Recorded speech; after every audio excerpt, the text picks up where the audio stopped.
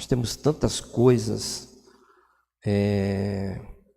a decidir, a mudar, a sermos restaurados, que essa é a palavra que está nas minhas orações. Tenho pedido a Deus restauração, mas nós precisamos, Deus, que o Senhor cada dia mais venha se revelar para as nossas vidas.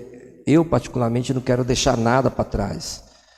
Eu quero viver esse tempo que Deus está nos proporcionando. Eu tenho pedido para Ele para viver cada dia mais intensamente nisso. E são desafios. Não pensa que é tão fácil assim. E aí Deus me deu essa palavra. Põe em ordem a tua casa, em algumas traduções está, põe a tua casa em ordem.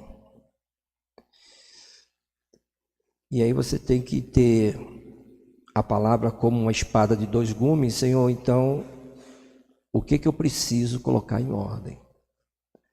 Essa é a posição de qualquer servo do Senhor. Nós que somos pregadores, então, da palavra de Deus, quando Deus se revela para as nossas vidas, eu não posso de forma alguma, presbítero, não, essa palavra vai impactar a igreja. Não, essa palavra tem que impactar a minha vida. Ela tem que servir, ela tem que ser útil para a minha vida. Porque senão eu vou ser um palestrante. E Deus não me chamou para ser palestrante, Deus me chamou para ser profeta da palavra dele. Então são coisas que você vai adquirindo, ao longo do tempo. Essa consciência, e eu espero que essa consciência também flua do altar para a sua vida, Essa palavra é para você, já serviu para mim, agora é para você, não é para quem não está aqui, essa palavra é para você.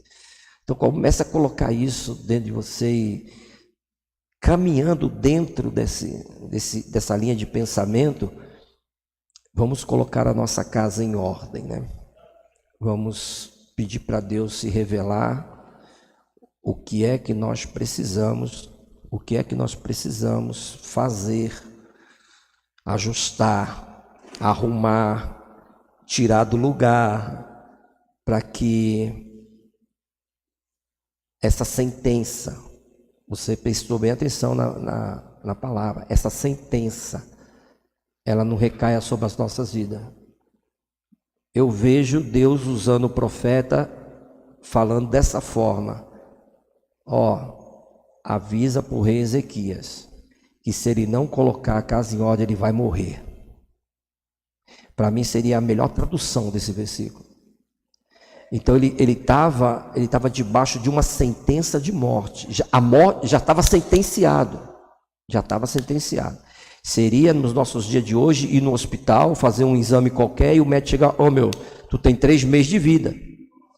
Tu tá com câncer maligno aí, tomou conta no teu corpo. Seria isso. Embora a Bíblia não fale o tempo de vida, mas categoricamente dizendo, essa doença vai te matar. Você vai morrer por isso.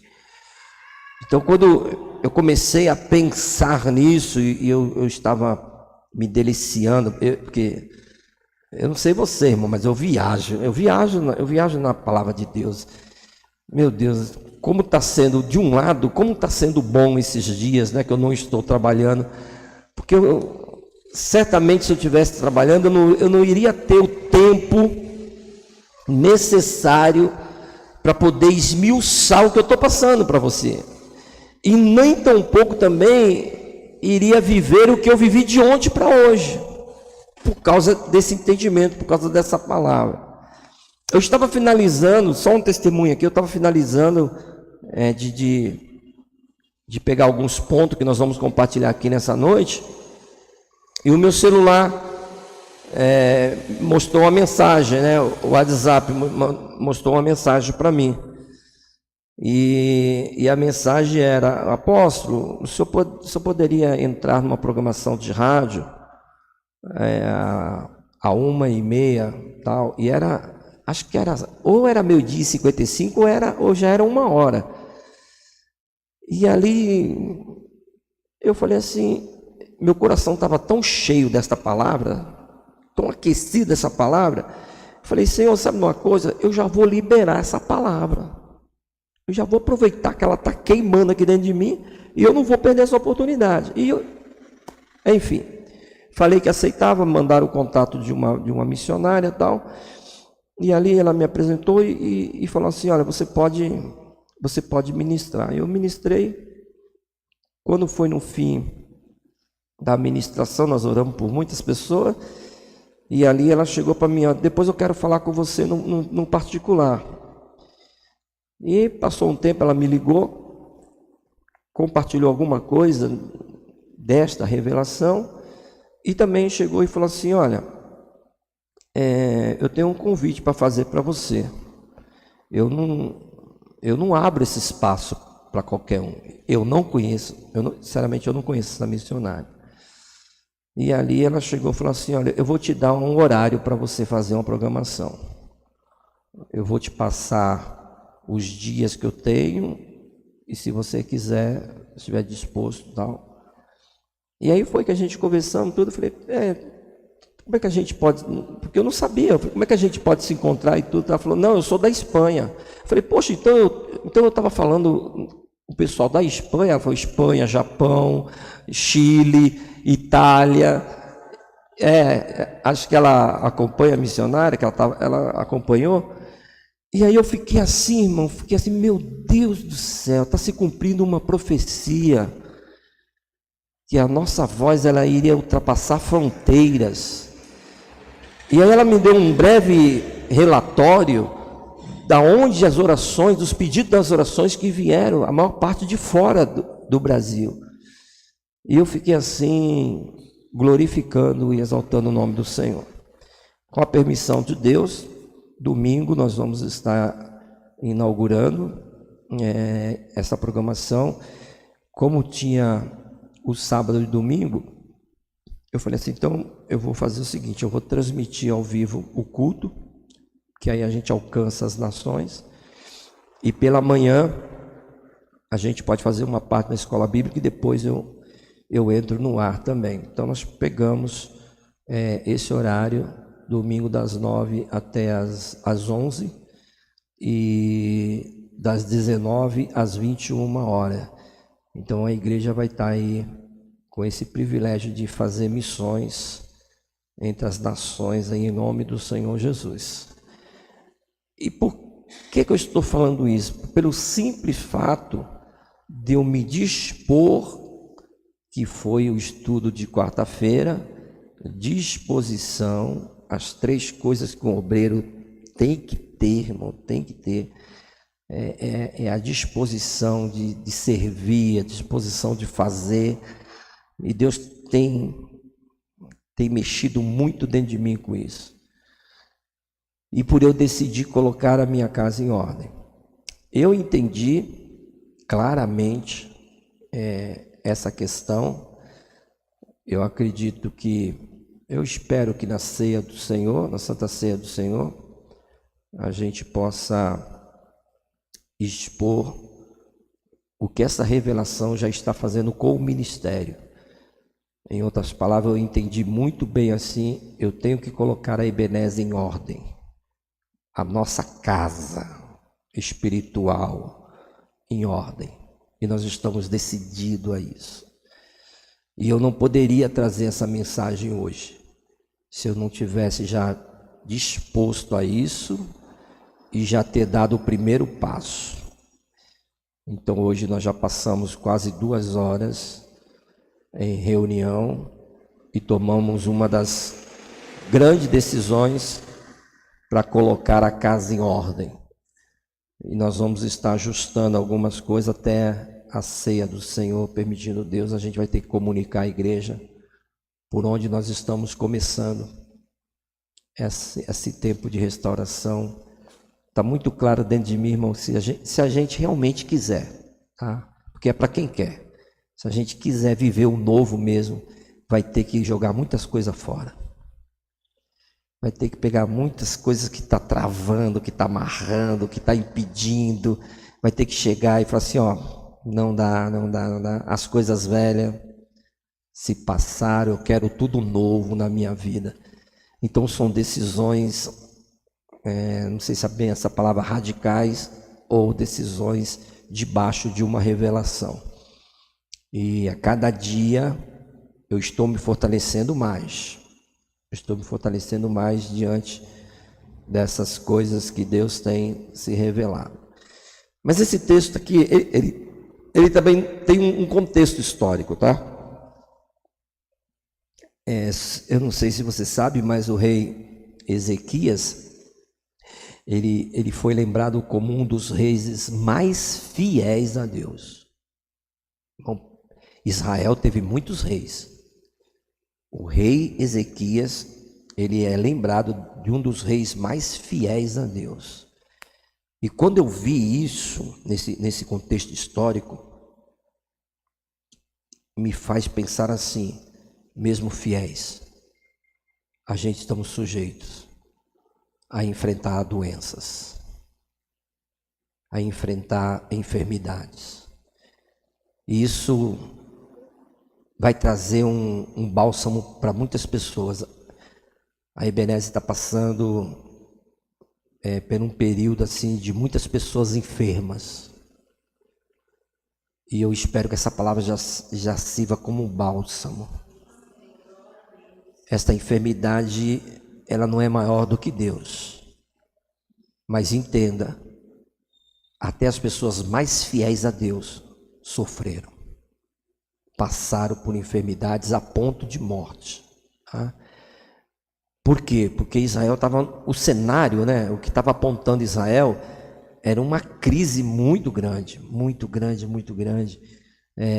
Judá, Ezequias foi rei de Judá, ele estava enfrentando ali ameaças da Síria, e esse povo, eles vieram com força para cima, viu, irmão? De Judá. E eu acredito que até o que levou, aí você vai ter que ler o 36, o 37 e o 38, tá? Depois, se essa mensagem for significativa para você adquirir mais conhecimento, leia o capítulo 36, 37 e 38, que você vai entender. Eu acredito que quando o profeta foi lá falar da doença, a Bíblia não fala que doença é essa, nem eu vou falar, mas a gente consegue perceber, no contexto histórico, presbítero Adriano, que quem é que não fica doente diante de ameaças? Judá sofreu um dos maiores ataques de ameaças, se vocês querem saber. Tanto é que tem até aquela música, dia de angústia, de perseguição, dia de vergonha, o meu Deus não é como os outros. Surgiu desse capítulo 36 que eu estou falando. Israel estava vivendo dia de angústia, de vitupério, de vergonha, de humilhação. Isso para um rei, com certeza, se ele não tiver um equilíbrio emocional, vai trazer doenças psicossomáticas, que são doenças da alma. Eu não estou afirmando isso, eu estou apenas traçando uma linha que a doença chegou logo depois disso. Essa doença, ela veio à tona na vida dele. E esse texto que nós lemos diz, naqueles dias. Então, que dias são esses? Os dias do capítulo 36 e 37. É esses dias que eles estavam vivendo essa ameaça. E a ameaça, ela era externa, porque os assírios vieram para atacar Judá, mas que se tornou também uma crise pessoal, porque o rei entrou em crise com isso. Judá entrou em crise com isso, porque, não sei se vocês já leram a carta de afronta, que foi a carta de Ezequias, né? A carta de afronta foi para afrontar diretamente a Deus. Então, como é que pode surgir uma crise? Mas espera aí, como é que Deus vai permitir isso? Como é que Deus vai deixar uma nação dessa ameaçar a ponto de deixar o rei mal? Então, Isaías escreve dizendo, naqueles dias. E como é que estão os teus dias? Se a gente tivesse de pegar um contexto aqui, como é que foi essa semana para você? Naqueles dias. A semana foi abençoada, semana teve crises, existenciais, problemas externos, problemas internos. Eu sei que isso levou à doença. A Bíblia diz: adoeceu Ezequias de morte. Nesse tempo, ele adoeceu de morte. E indica uma doença fatal mesmo, irmão. E é aquele tipo de doença que qualquer um perde todas as expectativas humanas. A pessoa fica assim: meu, não tenho o que fazer. O que eu vou fazer? Está aqui o diagnóstico médico. Então a pessoa perde as expectativas, né, humanas. E isso vai revelar o quê? A fraqueza do homem. E eu comecei a pensar em várias situações que nós já vivemos e pessoas estão vivendo. Fraqueza do homem. E me veio algo tão impactante, eu quero profetizar sobre a tua vida. Através da tua fraqueza, ela vai ser o palco para a glória de Deus. Eu acho que você não ouviu. A tua fraqueza vai servir para que a glória de Deus seja manifestada na tua vida. Eu profetizo que aonde acaba a força do homem, começa o poder de Deus na tua vida. É quando eu estou me sentindo fraco, aí Deus está falando assim: eu vou te dar força através do meu poder na tua vida. Quem recebe essa palavra aplaude, glorifica e exalta o nome do Senhor Jesus de Nazaré. Então domingo eu falei sobre quando o profeta diz: assim diz o Senhor. Eu usei a expressão e foi um dos vídeos até que viralizou. Eu estava conversando com a minha esposa. Eu tô ativando novamente a rede social do TikTok. E ela estava, não sei se a palavra é essa, congelada e tal. E eu falei: puxa vida, eu não posso perder esses 11 mil seguidores. E nós começamos a fazer algumas postagens e tal. Transmissão de culto, inclusive nós estamos transmitindo pelo TikTok, tem dado uma média de 800 pessoas de visualização. E aí eu cheguei e falei sobre esse vídeo, deu quase 2.000 e poucas visualizações, viralizou. Porque eu disse que quando Deus usa um profeta para falar assim diz o Senhor, é Deus falando através da boca do profeta. Em outras palavras, gente, é uma forma profética de autoridade. Você vê que quando alguém chega, eu estou falando algo, é uma coisa, mas quando Deus está falando, irmão, ele recebe uma autoridade do Senhor que vem do Espírito de Deus sobre as nossas vidas. Então, em outras palavras, não é uma opinião do pregador. Quando nós oramos com enfermidade, nós profetizamos sobre os ossos, é uma autoridade que eu recebo, eu sei disso, é uma autoridade que eu recebo de Deus e eu tenho essa certeza, essa convicção. Não é opinião minha, eu acho isso, eu acho aquilo, não, mas é a palavra direta de Deus na vida da pessoa. Então a igreja começa a pensar nisso e a receber isso. Vocês têm que ter o time, né? O tempo, quando o Novo Testamento diz, não deixa passar o tempo da visitação de Deus. Eu creio muito nisso, Adriano, porque num culto existe um momento, existe um tempo, irmão, que é derramado um poder, que é derramado uma glória, é uma palavra que é liberada, que é rema, que ela entra com impacto, e se você entender isso, que é Deus falando para você, o milagre acontece. Um milagre acontece. Durante um culto, você tem que ter isso na tua mente e no teu coração. Durante o culto pode ser liberado 1000 palavras aqui, mas vai ter aquele momento, como eu disse agora, onde acaba a força do homem e começa o poder de Deus. Eu falei isso com autoridade, diante de uma revelação que nós estamos aqui. Então começa a se despertar para isso. Começa a se despertar para isso. E aí ele entra num ponto mais polêmico. Põe em ordem a tua casa. Aí você percebe que isso é uma instrução tão prática. Olha que simplicidade, né? É tão prático. Quer viver o melhor tempo? Põe em ordem a tua casa. Prático. Põe em ordem. Isso implica em quê? Arrumar, irmão. Ajeitar questões familiares, questões espirituais, questões sociais, questões ministeriais. Quando Deus está falando assim, ó, põe em ordem a tua casa, Deus está implicando assim, ó, começa dentro da tua casa. Começa na mesa, começa junto ali, ó. Quem é casado com a tua esposa, com o teu esposo, começa a pôr em ordem com teus filhos. Começa a pôr em ordem a tua casa. Quais são as questões que estão trazendo tristeza, trazendo desânimo, ou brigas, ou contendas? Quais são essas? Você sabe quais são essas questões. Então pega elas e fala assim, não, hoje eu vou colocar em ordem isso. Hoje eu vou arrumar a minha casa. Posso ouvir glória a Deus, irmão?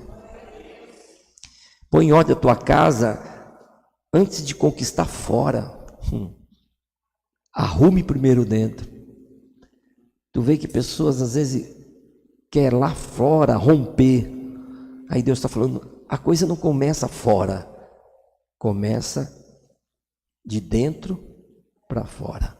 Então, eu tenho certeza que esse ministério vai romper. Mas para esse ministério romper, é de dentro. Quem está entendendo? É de dentro, irmão. Enquanto não colocar em ordem questões ministeriais aqui, enquanto não colocar em ordem isso, não tem como. Deus não é insano. Deus não é insano. Deus não vai fazer um rompimento para que não tenha estrutura para suportar. Então, coloque a tua casa em ordem. Põe em ordem a tua casa. Quem coloca a casa em ordem, abre espaço para viver o melhor ciclo da sua vida, em nome do Senhor Jesus. Amém? Então, essa ordem não é apenas um alerta para o rei Ezequias, mas também uma lição espiritual para as nossas vidas. Para mim foi uma grande lição. E Deus espera que tenhamos ordem em nossa vida, em nossa família e em nossa fé. A outra coisa é pôr em ordem a vida espiritual. E quando eu penso em vida espiritual, eu tenho que abrir um pouquinho o leque, porque eu posso estar falando com pessoas que estão afastadas, nós transmitimos. Então, pôr em ordem a vida espiritual é para aqueles que precisam se reconciliar com Deus, é para aqueles que, por alguma razão, por algum motivo, se afastaram da presença de Deus, então se reconciliem com Deus. Mas se tratando também interno, dentro, tire o pecado oculto e viva a santidade de Deus. Porque nós já pregamos sobre isso, Provérbios 28, que diz que aquele que confessa e deixa, aquele que encobre as suas transgressões nunca prosperará, mas aquele que confessa e deixa alcançará a misericórdia. Então Deus ele mostra que para romper um novo ciclo, nós temos que chegar e confessar e deixar. Não é apenas confessar, porque vira um ciclo. A pessoa peca, confessa e nunca deixa. Então Deus está falando assim, ó, não, confessa e deixa. Aí sim vai ser encoberto essa transgressão que você cometeu na sua vida, tá? E uma coisa que já é um beabá, né? Beabá da vida cristã, né? Fortalecer através da oração e da palavra de Deus. Dá prioridade, né? À palavra de Deus. Sem ordem, irmão, a vida se desorganiza. Eu tenho chegado a essa conclusão.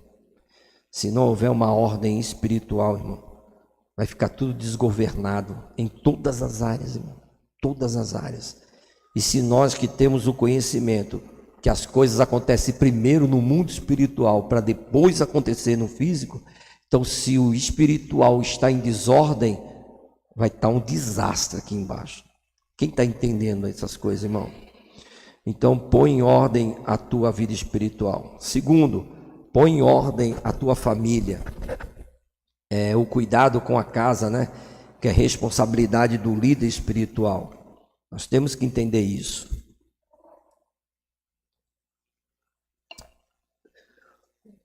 uma certa visão de uma distorção que é o feminismo, levou muitos casamentos à destruição, porque perdeu esse princípio. A responsabilidade da casa, ela não é da mulher, ela é do homem.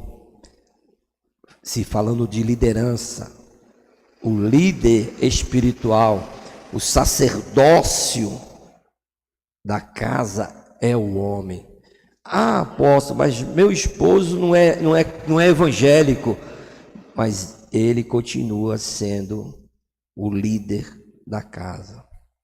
E o feminismo fez uma bagunça, irmão. Bagunçou, como diz a conversa, bagunçou o coreto na vida de muitas pessoas. E é onde os casamentos começaram a ficar fragilizados. E aí o homem, por não ter mais essa autoridade, essa responsabilidade de casa, aí a mulher quis assumir isso, e é comprovado biologicamente que a mulher não tem essa mesma estrutura do homem, e aí veio a situação, como é que se encontra os relacionamentos. Então precisa se orar. Deus, levanta o sacerdócio, levanta os homens, traz ao coração deles essa responsabilidade. E a mulher sábia, ela pode edificar isso. Ela não pode precisadamente assumir o papel do homem, mas ela, com a sabedoria dela, ela pode fazer o homem se levantar. Pode ter certeza disso, irmão. Pode ter certeza disso. Um monte de pessoas, de homens, estão caídos por causa dessa pitada que eu estou falando aqui, né? A mulher desmerece o homem na frente dos outros, na frente dos filhos. Acabou para o homem. Acabou para o homem. Então, põe em ordem a tua família. Eu tive o entendimento do Salmo 133, que é tão conhecido, o Salmo 133, que o pastor Beto fala tanto. Mas olha só, vamos pegar a essência da palavra. Ó, quão bom e quão suave é que os irmãos vivam em união. Então, quer ver? Vamos fazer isso aqui para ficar bem claro. Vem aqui, Adriano. Vem aqui, Adriano. Vem, Sandra. E deixa eu pegar. Vem você também. Herbert. Você é o Herbert Viana? Ó, vou fazer para vocês entenderem a palavra. Adriano fica aqui na frente, Adriano. Aí a missionária aqui e o Herbert aqui, tá? Preste atenção no que diz a palavra do Senhor. É como óleo precioso que desce sobre o quê? A barba de quem? Quem era Arão? Sacerdote. Preste atenção. É como óleo precioso que desce sobre a barba do sacerdote. E vem descendo. Aí o que acontece? Aí vem as bênçãos que vocês sabem do versículo. E se houver isso aqui? Vem para cá. Sandra, vai para frente. É como óleo precioso que desce sobre aonde? A barba de quem? Mas quem está na frente? Então, a bênção já não vai atingir ela, porque está aqui, ó. Aí vamos supor, irmão, isso aqui é muito forte. Isso aqui foi uma revelação que Deus me deu. Aí vamos supor que o filho vai lá para frente da Sandra. Ó como é que está as estruturas que nós estamos falando aqui de responsabilidade de líder espiritual, de liderança espiritual. Aí não chega, porque é como a bênção que vem sobre a barba de Arão, e ali Deus vai derramando. Então essa ficou sem, aquele ficou sem a bênção, fica sem estrutura, vira uma bagunça total. Agora, quando uma família entende isso, que é o pai representando a mãe e o filho, quando entende isso, derrama aqui, passa para aqui e chega aqui, e a tua casa vai ser abençoada em nome do Senhor Jesus. Aplaude e glorifica o nome desse Deus maravilhoso. Eu sinto a presença de Jesus aqui, irmão. Eu sinto a presença de Jesus. Esse é o... Fugiu a palavra. É a sequência. Essa é a sequência. Essa é a sequência. É como eu falo, eu fui pregar num lugar, não vou dar muito detalhe, mas que eu percebi que causou desconforto quando eu falei sobre essa ordem. Vamos usar a palavra ordem que fugiu a outra. Sobre essa ordem. Deus, família, trabalho, igreja. É essa ordem aqui. E quando eu liberei isso, que eu estava explicando isso, eu vi que causou assim, travou na realidade, porque o próprio representante ali, o líder que estava ali, não entendeu, ou não quis que fosse daquela forma. E eu dei até exemplo, quantas famílias estão sendo destruídas, porque eles trocam esses valores.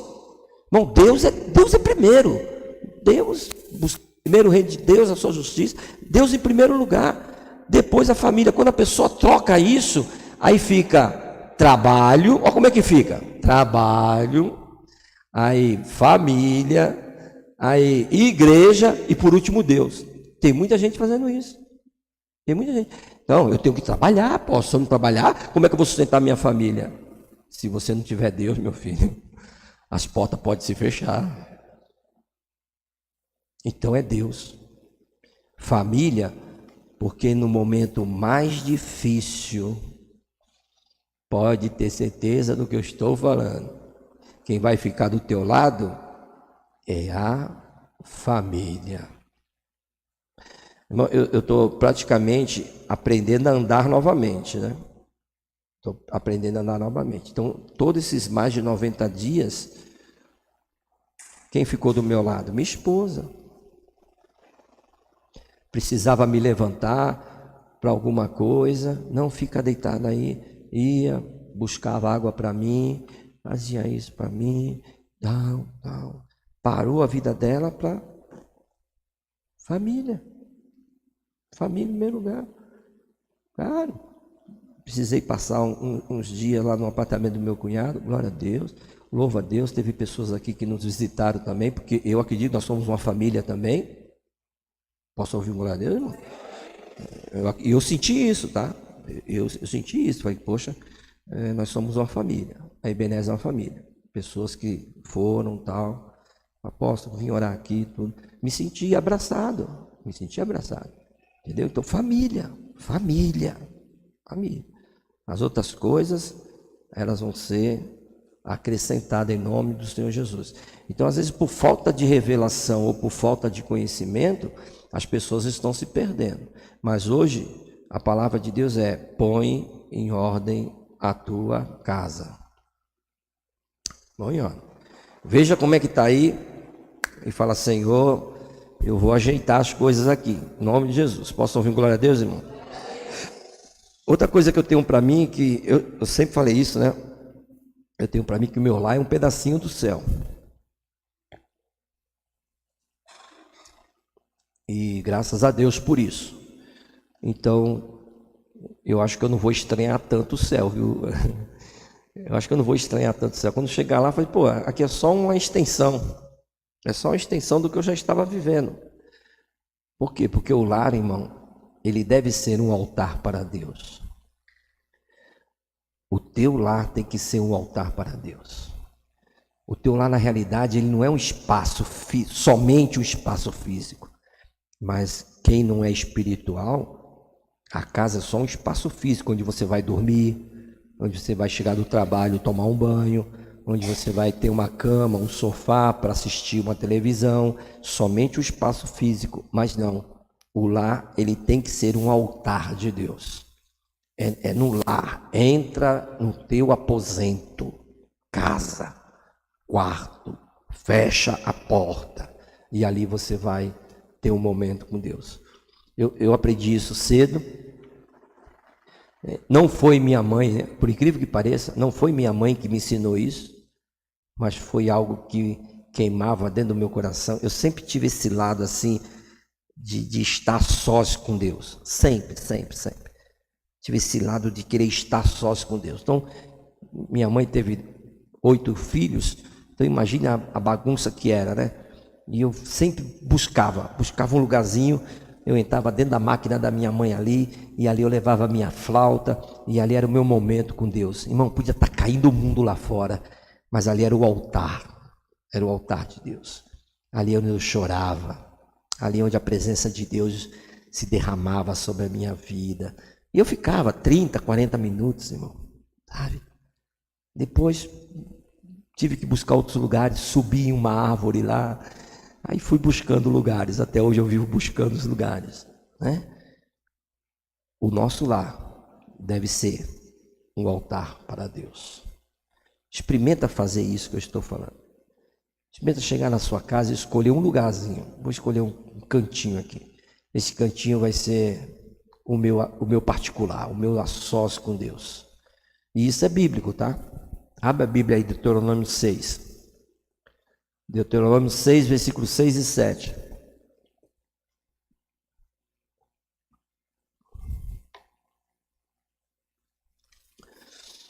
Está escrito assim, ó: medite sempre nessas palavras que hoje estou ordenando. Ensine-as com diligência a quem? Olha lá, família. Ensine aos seus filhos. Converse sobre elas quando estiver aonde? É para a gente falar das coisas de Deus quando estiver aonde? Em casa. Versículo 7, Deuteronômio 6, 7. Converse sobre elas quando estiver em casa, quando estiver andando por algum caminho, e quando se deitar e quando se levantar. Percebe-se? Olha só, a única vez fora, quando estiver andando por um.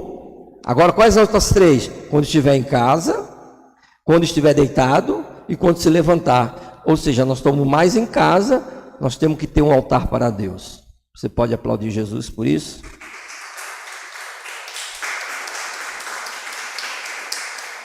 O que Deus estava falando com Ezequias? Quando o profeta Isaías foi lá, falou assim, ó, antes de você governar fora, governe a tua casa. Põe em ordem a tua casa aí que você vai reinar, você vai ser um dos melhores reis de Israel. E eu profetizo que você vai ser o melhor crente do Guarujá. Eu profetizo que você e a tua casa vai servir ao Senhor Jesus. Os seus filhos vão ser homens e mulheres cheios da presença de Deus, abençoados por Deus em nome do Senhor Jesus. Amém? Então a ordem de Deus, irmão, que ele pede a Ezequias, também é dirigida a nós. Deus está direcionando a nós. E para terminar, põe em ordem o teu legado. Eu já disse para vocês que a nossa vida ela é breve. Foi frações de segundos. Eu tive essa experiência de morte, né? É muito rápido. É muito rápido. Mas eu não tive tempo nem de falar a Jesus. Então a nossa vida ela é breve. Nós estamos aqui, ó. Se o Senhor não nos guardar, nós poderemos partir a qualquer momento. Quantos saem de casa e não retornam mais? A vida é muito breve, irmão. Mas eu aprendi uma coisa: as nossas atitudes, elas deixam marcas.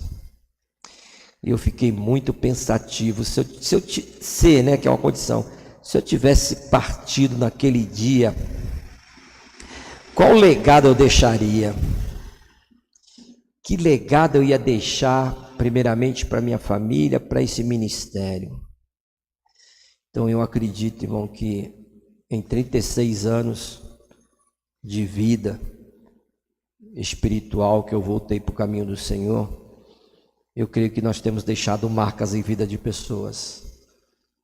Eu creio que muitos, eles podem olhar assim e falar, nossa, ele era meio estranho, meio esquisito, mas marcou a minha vida em alguma hora, em algum momento. Então quando eu penso nisso, irmão, põe em ordem o teu legado. Se você partir, o que você vai deixar de legado? que as pessoas vão olhar assim, vão chegar e dizer assim, pô, mas fulano, nossa, aquele camarada fez isso, fez aquilo, foi. Legado. E para isso nós temos que organizar a nossa vida, pôr em ordem a nossa vida, fazer a obra do Senhor Jesus com disposição, como eu tenho falado. Questão de entrega, se entregar mesmo. Eu nunca vi alguém se entregar para Deus e Deus deixar essa pessoa de mãos abanando. Eu não conheço. Todos aqueles que de coração mesmo se entregaram para Deus, Deus ele não despreza. Deus ele não rejeita. Chega uma hora que Deus fala assim, não, aquele que leva a preciosa semente, andando e chorando, voltará sem dúvida, trazendo consigo os seus. Então como é que é o ministério? Andando, não é correndo. Aquele que leva a preciosa semente, não é parado, é andando. Não é correndo, é andando. Aquele que leva a preciosa semente andando então não é sorrindo, irmão. Não pensa que você vai fazer a obra do Senhor sempre com esse sorriso nos lábios, não. Vai ter momento que trava, vai ter momento que dói, vai ter momento que chora, vai ter momento que, meu Deus do céu. Quantas madrugadas, gente, quantas madrugadas. Uma delas eu me lembro que eu tive que expor a minha família. Na época era o irmão Dutra que tinha um Escort, né? Da Ford, era Escort. Ele tinha um Escort e aí nós anunciamos que queria ir para Paraná e acabou o culto. Ele falou assim, apóstolo, eu quero conhecer a obra lá e tal. Eu posso ir com o senhor? Nós vamos com o nosso carro. Eu falei, glória a Deus, Dutra, vamos lá. E nós saímos daqui 5 horas da tarde, porque não tinha ar-condicionado no carro. Eu falei, não vamos viajar no sol não, cara. Vamos viajar da parte da tarde para a noite, que é mais fresco, né? Seja inteligente, né? E aí, quando nós estávamos lá na Castelo Branco, lá para os quilômetros 200 e pouco lá, o carro do Dutra parou, irmão. O carro do Dutra parou, deu um pane. Eu olhei para o relógio assim, quase 11 horas da noite. Onde que tu vai arrumar um mecânico? Quase 11 horas da noite. Eu falei, meu irmão, vamos empurrar o carro aí até achar um posto de gasolina. Aí empurramos o carro, achamos um posto de gasolina. O posto já estava fechado. Aí deixamos lá, tivemos que dormir ali, fazia revezamento. Uns ficavam olhando o carro e outros dormia. Rosane, eu, Dutra. Agora eu não lembro quem estava mais com a gente. Mas quantas vezes nós tivemos que fazer a obra chorando. E dinheiro para arrumar o carro. Pedia-se para levantar uma oferta para a viagem. Os irmãos acham que a gente ia fazer turismo. Que essa miséria, infelizmente, ainda está no coração de muita gente, né? E uma igreja que não faz missão, ela perdeu a visão. Uma igreja que não faz missão, olha, até uma frase, uma igreja que não faz missão perdeu a visão. E aí, sem condição, irmão, meu Deus do céu, o dinheiro que nós levamos mal era para pagar os pedágios e a gasolina. E Deus, pela sua misericórdia de Deus, amanheceu o dia lá, um rapaz do posto sabia mexer lá, falou, deixa eu dar uma olhadinha aí para vocês. Ele mexeu e tudo, o carro voltou a pegar. Eu falei, rapaz, vamos embora agora. Mas tivemos que passar uma noite em claro, com frio. Por quê, irmão? Aquele que leva a preciosa semente, andando e chorando. Foram poucas vezes que eu fiz a obra de Deus alegre, viu, irmão? Foi muitas poucas vezes. A gente se alegra com os resultados. Aí a gente se alegra. Mas eu estou falando de fazer, de ir, de se colocar, né? Essa viagem mesmo foi quando a gente estamos na cidade lá, uma mulher nos parou com a filha surda, e aí, pastor, baixamos o vidro, descemos ali do carro, a minha filha não fala, ela com a surdez, falaram na cidade que o senhor ia vir fazer uma conferência, não tem como orar por ela não? Cansado, descemos do carro, colocamos as mãos e prendemos, a menina foi curada na hora. Então, a gente se alegra com o mover de Deus, com as curas, com as libertação. Irmão, isso aí dá alegria. Mas o fato de fazer, oh Jesus. Mas então vamos pôr em ordem isso. Vamos pôr em ordem, igreja. Se você tem condições de semear na obra do Senhor, semeie sem medo. Semeie, oferta, dizime. Fala, Senhor, eu não posso ir, mas a obra de Deus não vai parar, não. Eu não posso pintar, mas eu vou deixar a minha semente aqui. Eu não sou pedreiro, mas eu posso ajudar. Se a igreja, pensando dessa forma, você vai deixar o seu legado aqui também, em nome do Senhor Jesus. Posso ouvir glória a Deus, irmão? Se coloque em pé em nome de Jesus. Quem põe em ordem a sua casa, prepara para viver o melhor de Deus. Prepare-se para viver o melhor de Deus. Feche os teus olhos.